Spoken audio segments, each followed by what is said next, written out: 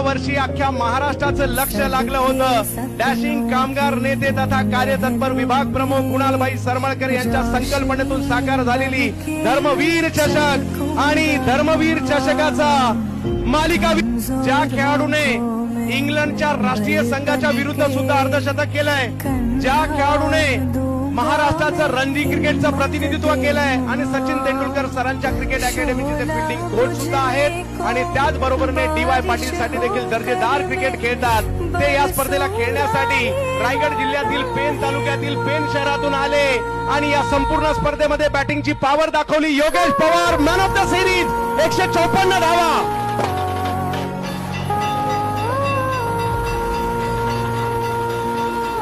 या योगेश पवार, जोरदार टाळ्या। क्रिकेटला वय नसतं असं म्हटलं जातं आणि काय जबरदस्त, विशेष म्हणजे सगळ्यात महत्वाचं